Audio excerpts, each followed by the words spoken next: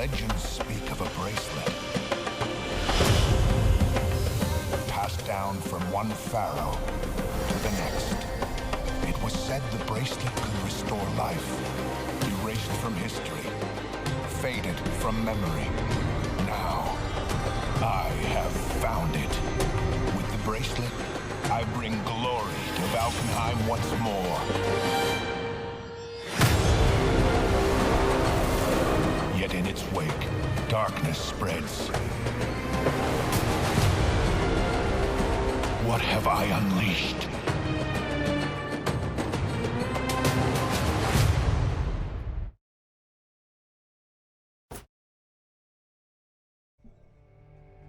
What's good, everybody? It's Amon-Rellik, the God Slayer, Amon-Rellik Gaming. We are in a new game for the channel. For Honor, I have actually played this game for 300 hours, approximately. But I had left the game for about a year and a half. Lots happened, lots going on since in the community since I left. Been about a year and a half, close to about 2 years.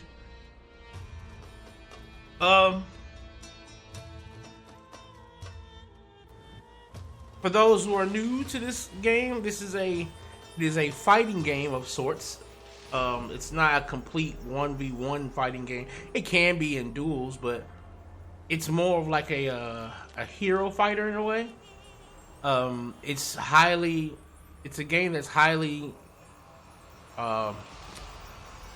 motivated by skill and deliberate style of play. I'll give you a first overview of a lot of these are kind of like the characters you'll be playing as. Like I said, it's like a hero style of a game, but you can customize your hero. You can customize their armor and weapons, not egregiously, but pretty. You can do some pretty neat customizations with like symbols and embossings and things of that nature. You can get some cool stuff. Your currencies are usually steel, and you also get like scavenger boxes that you can open up for armor and stuff like that. This is a game that allows things like executions and stuff like that. So the game has, of course,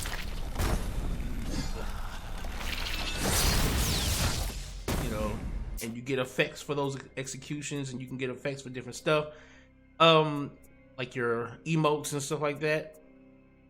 Feats are basically, you'll be using those in a lot of your multi-game play. Like you can basically have passive feats on, or you can have feats that like help your teammates when you're playing in team battles and stuff like that.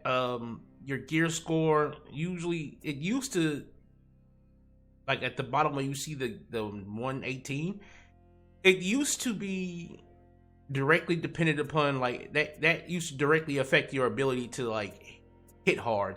I'm not sure if it still does. I don't think it does anymore. I think now, since the gear is now done in a you can look here, it's now done in a more, you're trying to bring up different things to get different perks, and like each character will have set perks that are for their class, and you'll be trying to get some of these perks.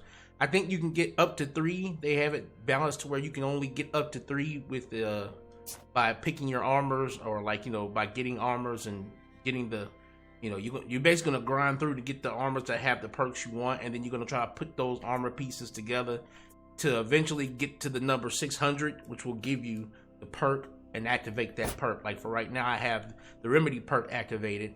Upon hero kill, I get I heal for 10 health. So, that's more of the intricate part of the armor side. Mainly when it comes to these weapons and stuff, like when you get the different weapon, you can get different hilts, different blades. And again, they don't change your attack for real. They kind of just change your based on your perks that are on them. But I believe like the actual gear level as a whole may have some kind of effect on your overall damage output. I don't think it does anymore, but I think it might still do so. You can of course look at your progression and things of that nature.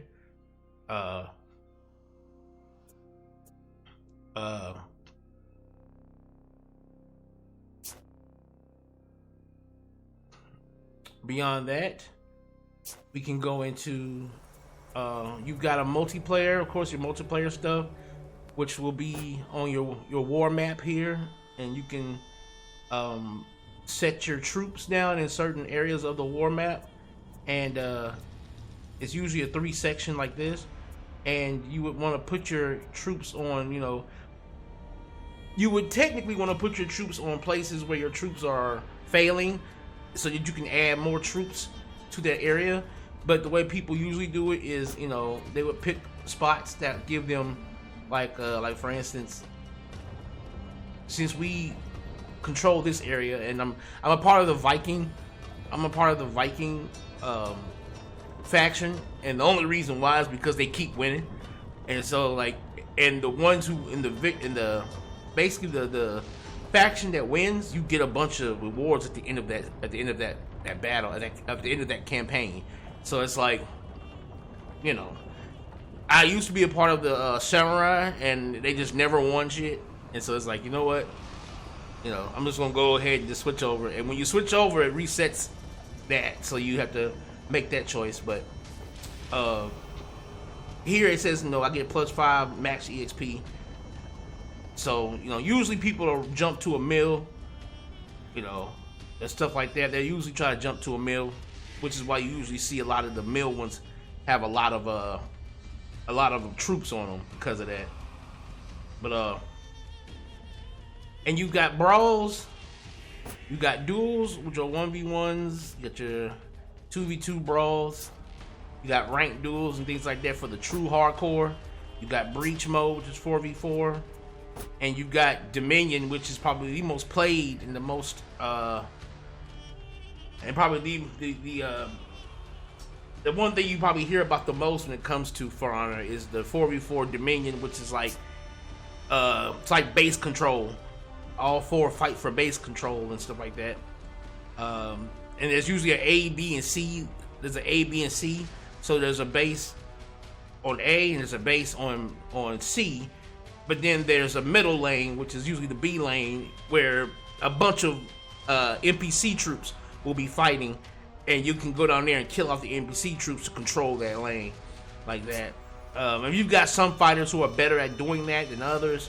You got some fighters some fighters are better at duels. Like usually people who have like large weapons that can swing in large swaths of areas, like the Raider, or like the I say in some sense Kensei, things like that. Like those are usually your people who can take on the B lane and kill a whole bunch. Like Lawbringer, he's got a long halberd, so he can do some some long swings that'll take on, I don't even know why my Lawbringer looks like that. I have not even played Lawbringer before, but some reason it looks like that. But stuff like that. But then you got some people that are like really duel heavy, like you might be having characters like a real duel heavy, kind of like the Warden is pretty good at 1v1 duels, things like that. Centurion is he's a beatdown character, but he can be very good in duels as well. Gladiator, another one that can be pretty annoying and to duel against. Conqueror, very scary to duel against, especially a very good Conqueror will make you scared. But let's get into the training so we can kind of demonstrate what we're looking at here.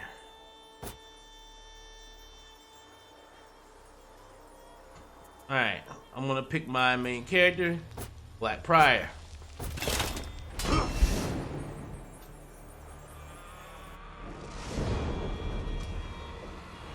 Alright. This game operates. This game operates on a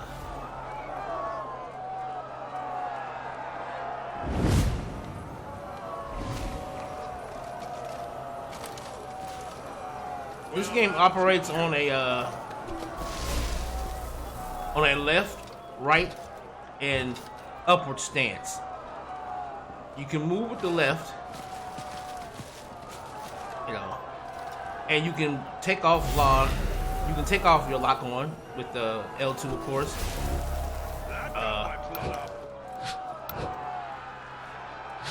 And L1 will give you your quick settings and stuff like that. But guarding left, guarding right, guarding up. This is how you will. The attacks from your opponent will only ever come left, right, and up. For shield users, if you press down, usually you'll have an all guard stance. And if you look on my screen, at the top I have my blue bar, which is my health. Then there's a gray bar up under it, which is the stamina. Stamina is drained usually over time while holding this, while holding that stance. Although I think they changed it to where I don't use it anymore while being in that stance. That's cool. All right. Just the initial doing so. So when you swing your sword, you will always swing it in whatever direction you're guarding. So if I'm guarding to the right, I'm gonna swing from right to left. If I'm guarding from the left, I'm gonna swing from left to right. And of course, when I'm guarding from the top, I'm gonna swing from top down. And your R1 or your right bumper, if you're playing on an Xbox controller, it'll be right bumper. If you're playing on, I believe, mouse and keyboard, it'll be left mouse button. I think right mouse button is your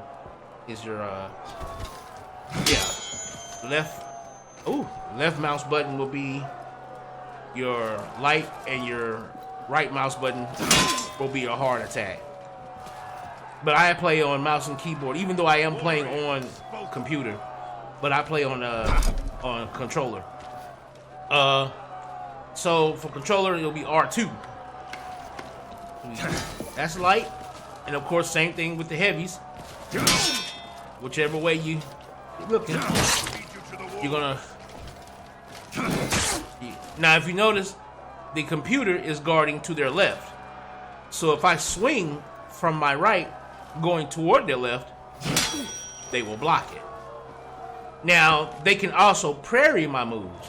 And to parry, you would have to, whatever way they're gonna swing, you would guard in that direction, but you would guard in that direction and hit the heavy button, hit the heavy attack. And it will do a thing called a parry. And parry allows them to be thrown off their balance, and it usually guarantees you a light attack. Be that heavies are a lot slower. So, like for instance, let's get into the opponent's settings.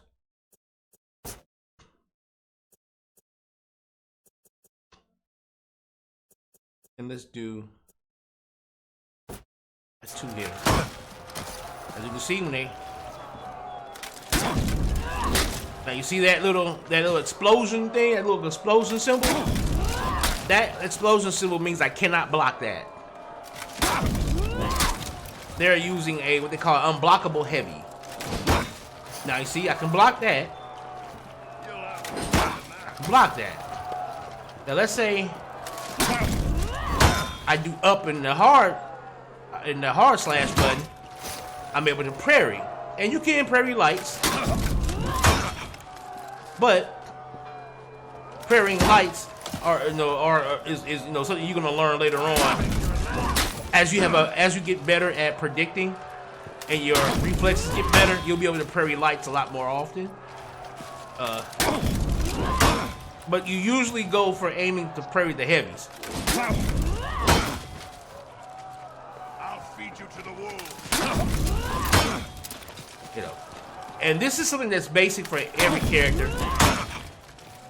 You know, it works the same way. Now you know that's a light prairie. You know, and this is what a normal prairie looks like. That's what a light prairie looks like. That's what a normal prairie looks like. Ooh. Ah, I messed all that up.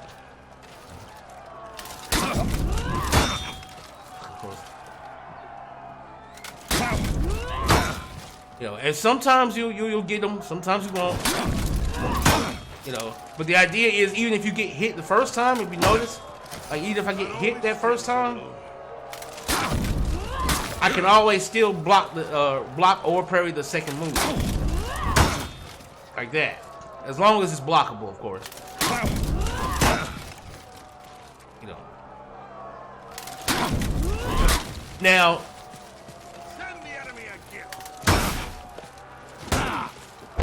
if you press the X or the I guess yeah, the X on Xbox, the square on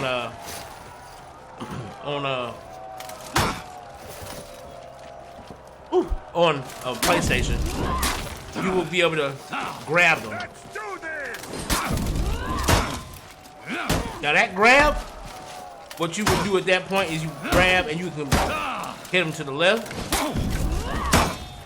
You can grab them, hit them to the right by pressing it again in whatever direction. Or you can grab, push them back just by pressing the square by itself.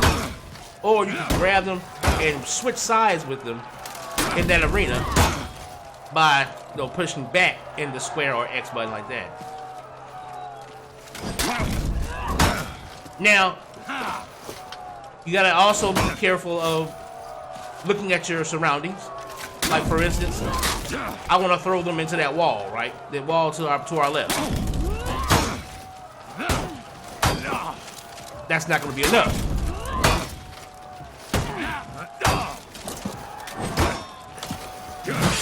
But if I can get them to push,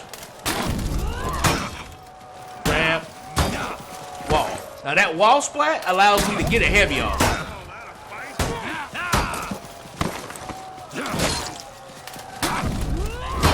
So I can do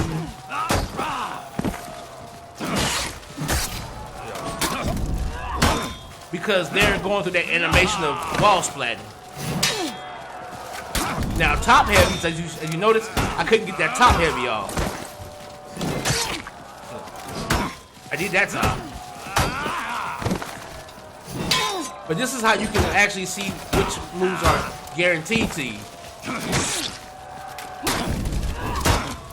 Because if you throw them up against that wall,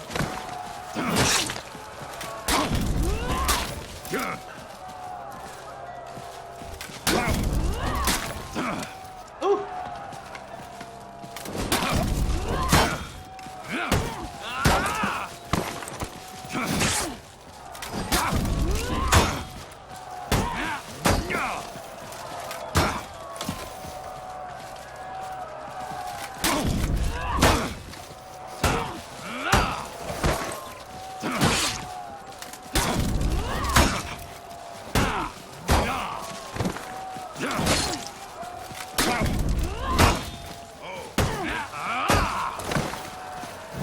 You see, my top heavy is too slow. So I know that whenever I do this, I need to do my left or my right.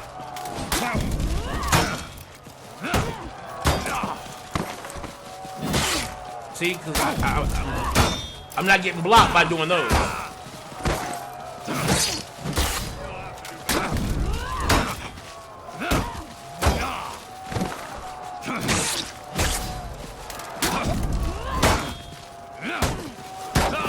And just practice doing different attacks. And practice getting used to doing that. Practice getting used to throwing them into the wall whenever you get a chance to. Now, when you're out in the open, you're going to have to rely more on just lights. And that's where your combos come into play.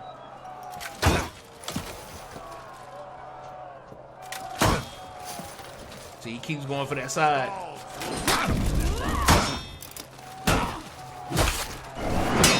Now, you see, I can't do that. So instead, you want to do this and go into a light. Now, lights can set up your combos. Like for him, I can do something like that. Or go into light, shield, light. Now for other characters, you have to look at your move list and see what your if you're gonna grab, immediately go for a light. Or immediately trying to throw them, like let's say there's a hole somewhere like right to there, you can throw them and knock them into a hole and kill them instantly like that. Because there is environmental hazards that you can throw people into. And it's all about positioning, knowing where you are in the fight, and knowing knowing what your warrior's capable of. You know, like I have what they call a guard crush. That if I can time the light perfectly, I can do a crush into an attack. Cause you see how my shield lights up whenever I do a light. Whenever I do a light, you see my shield light up. That means like I can block their attack and then immediately strike them. Ooh, messed that one up. Ooh.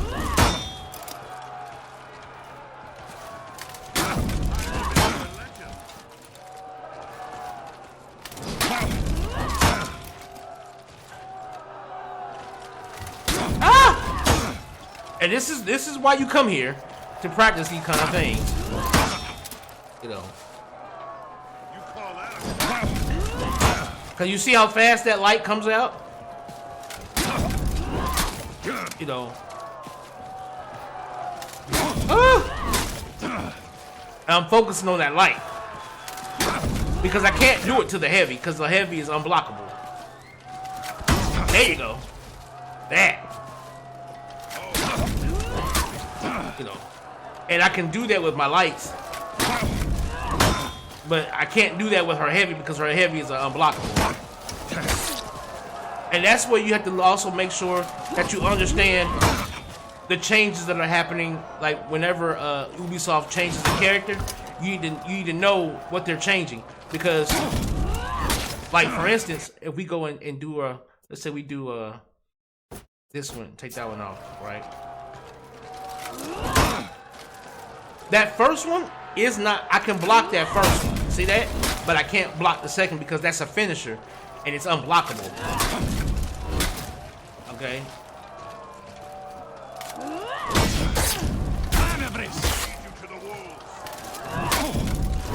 So I say I can't block that second one, but I can do it to the first one. But not the second. So like for instance, I was able to block that first one, but I wasn't able to get to that second one.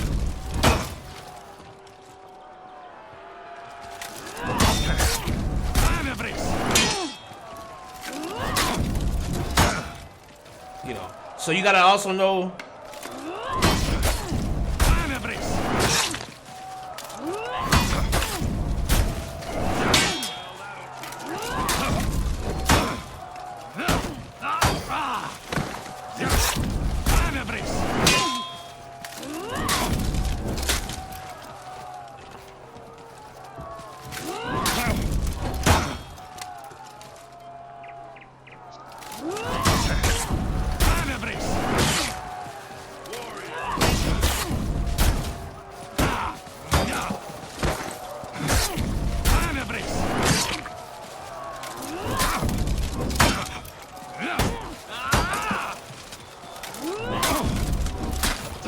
Oh, I fucked that up.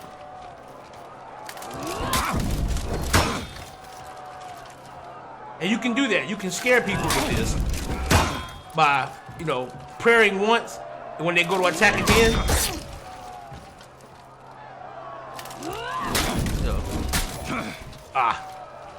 and like once you get good enough,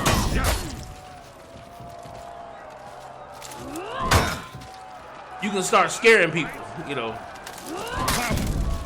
You'll see that a lot. Like a lot of your pro players will be able to terrify people by literally being able to counter them every time they swing, And it's because, again, they're not paying attention to their own character. They're looking dead center. If you let me pull my mouse, they're looking like, for instance, if you they're looking. Well, shoot, I can't do that there because the mouse movement will change that. But they're looking dead center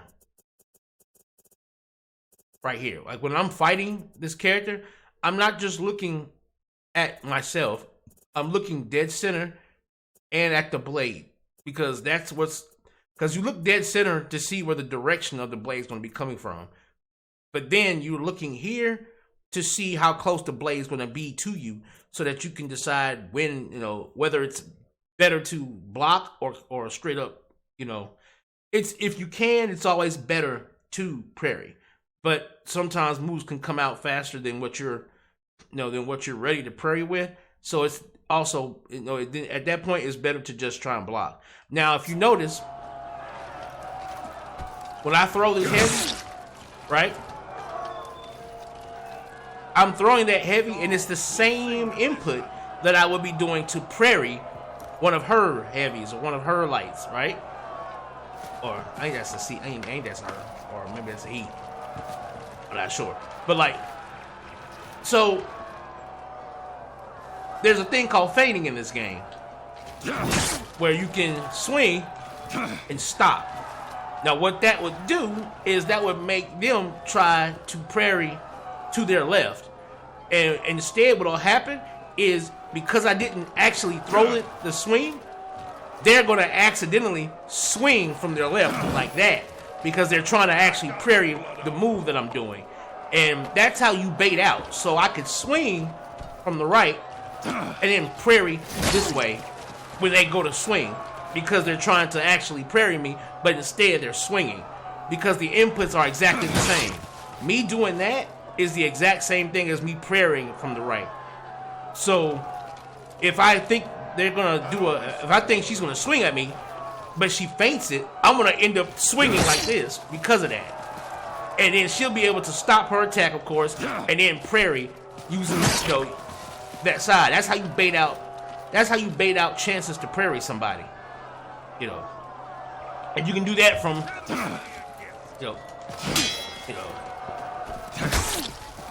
the only thing you really can't stop is you can't stop your lights. You can't stop those. Those come out. But any of your heavies, you can bait them. You can even bait them in the middle of a combo, so I can do and stop. And so that's a good way to again push people into throwing, especially people who don't like attacking you. People who like to turtle up and they want to wait for you to attack. Yeah, okay. You can wait for me to attack. I'll throw a light shoulder bash, do that, and as soon as I do that, you're gonna try to parry that. But when you try to parry it, you're gonna actually throw it because I'm not swinging at you.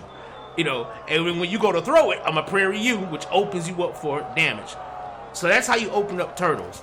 Now, a lot of people will, talk crazy about turtles and people who turtle, but the key is just knowing how to open them up. And feints is one of the ways you learn how to open them up. So now that we've discussed the primary basics of what you'll be dealing with, there's like, again, you'll have to go through your character's move list and know what your character's abilities are, so that you can better figure out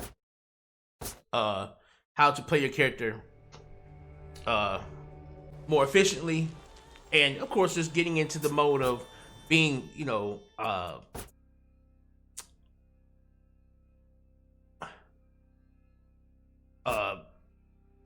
just getting into the mode of being a lot more prepared for situations, because again, what you were seeing there was an opponent doing the exact same move over and over again. I was doing that just to show you the parry mechanic, and of course the guard crush mechanic that you might come across depending on the hero you main. But when it comes to true fights, you're gonna have people who will be trying to play mind games alongside you. So while you're trying to mind game, they will be too. You'll come across people who will, feint their moves and things of that nature. So always be ready to hold on to that feint button, which is the circle button for, I don't know what it is on PC, but I mean on mouse and keyboard. But I know it's the circle button on the PlayStation controller, and I believe it's the B button on the Xbox controller. I don't know if you can use the Xbox controller in this game, but always keep your fingers near that, because if you start seeing somebody feint, and you'll know it when you see it, because when a person starts feinting, if you see them feint once, already assume that they're going to continue to feint in that fight somewhere. So when that starts happening, you want to start trading those feints off. You want to start, hit a light, go into a heavy and feint it, And if they react by immediately trying to swing back, it's not because they're trying to hit you. It's because they were trying to parry that. But they threw it out because you didn't actually, attack them to parry it. And once you start seeing that, you'll be able to then better gauge whether they're feinting out of just because they know that the feint button's there, or if they're actually feinting because they truly are trying to get you to attack back. Because some people will feint at you and they won't even be within range of hitting you. You'll have people who do that. They'll swing and feint and not even be near enough to hit you. And so you have to also be aware of that too, knowing how far you are from your opponent in terms of distance to know what's a threat and then what's more of an intimidation. What's truly a threat to you, or what's, again, nothing but a form of intimidation. Because some people will feint to try and intimidate you into thinking that, oh my God, he knows how to stop his moves. I need to be afraid, And the key is you want to get to a point to where you are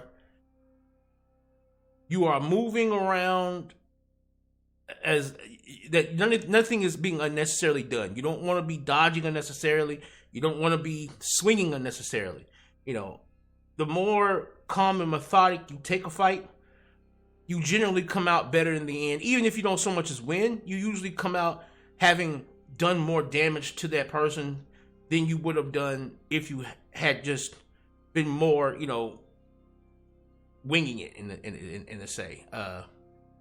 And in team fights, that's very, very important, because even if you are not the one who kills the opponent, if you can damage them to a point to where they are no longer viable in a team fight, somebody else can pick them off easier that way and get them out of the fight, so that your teammates can do what they need to do, because you revive in that game not super quickly, but quick enough. You revive and jump back into the fight quick enough. So you don't want, even if you're not going to win, you want to make sure that you're putting enough of a dent into that person's health that the next person on your team that comes across them has the advantage.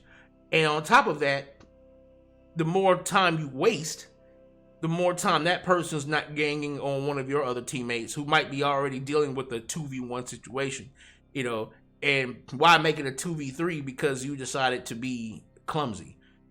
Take your fights slow and methodical. The longer this person is staring at you and staring down at you, the longer that person is not in another place where they could be wreaking havoc on somebody else. So always remember that action and inaction in this game has its place and it has its importance. Because you're going to see that a lot in the future videos when I start playing this game on video. You're going to see times when you're like, why aren't they fighting? Why are they just staring at each other? Because again, it's all a part of the mind game. Are you an impatient person? If you're very impatient, you're going to want to try and end this fight because you see me just standing there. A lot of people don't understand that turtling isn't always actually just constantly trying to guard you. Sometimes turtling is literally just meaning to waste your time, to get you aggravated and make you feel like, yo, why are you just standing there? Why ain't you fighting? This is a game, and my goal is to get you rowdy. It's to get you riled up so that you start swinging, just trying to hurt me, And so, you'll have some people who misinterpret turtling with actually a person mind gaming your patience. you know, and you know, this part of the video here is mainly talking about the way I've seen the current community of For Honor. I know a lot of the current big names in terms of YouTubers and things of that nature who cover For Honor now. I know a lot of these guys have played, you know, hundreds and hundreds of hours like I have, you know, some even thousands. The YouTubers that were ahead of that were a part of that were the big ones in the For Honor community when I was around, when I was playing, was people like Splice, Arc Wizard CJ, I think Talon. I'm not sure if Talon's still around. Havoc. There was another one.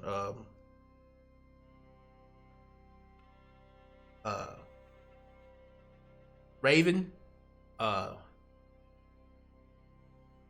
Raven Gaming, not Raven Knight, but Raven Gaming.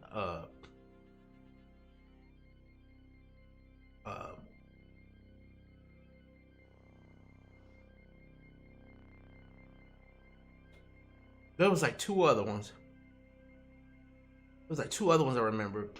And like if you were to go back and find these guys' videos, if those videos are still up, you will see For Honor at its peak in the sense of these guys were masters of the game in that sense. Like, and you know, there was a lot of controversies that went on in, you know, amongst those creators and amongst the community itself back then and things of that nature. But I'm looking at the new guys now, and I'm seeing some arguments about, you know, heroes being S tier, B tier, low tier, you know, characters, and we've always had that discussion. Like even back then, we had the discussions of characters' kits being counterproductive in terms of, like, you know, like Valkyrie back in the day was considered super trash, and yet somebody like Arc Wizard CJ, you could see him play Valkyrie. You would see him play Valkyrie, and then you would probably question just how trash she was, because he could play Valkyrie at such a high skill level that he made a character that the community overall felt like was trash look very, very intimidating. You know, in terms of his wins were like he's had skill. He's got skill with that character that totally ignores the tier rate of that character, you know. And so then you start having to make the argument of, is it because the kit is trash, or is it because, and he admits that Valkyrie's kit is nowhere near what it probably should be to give her a fair play. Like he admits, at least I've seen videos where he talks about the idea of he's had to play Valkyrie at that skill level in order to just match, you know, other characters' born kits. And I can get that. Like there are certain kits that characters just come with where the skill gap is not necessary to be dominative with that character. You know, yet there are others that if you want to dominate with that character, you must reach a skill level with that character's kit that takes a lot more effort than another. And so that's how, you know, when they rate those S tier to F tier type things, I can understand that, you know.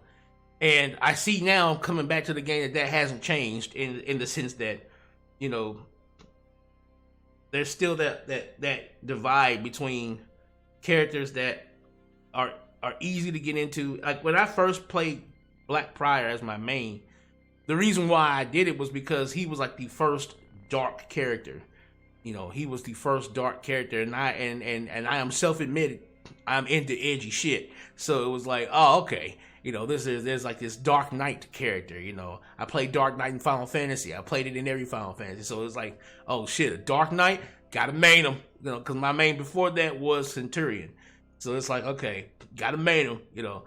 And same thing with Shaman. Like I played Shaman for a very long time because she's just she's like that ex-girlfriend that you want to get away from, but you can't, because even though she's crazy as shit, there's just something about it that keeps you coming back.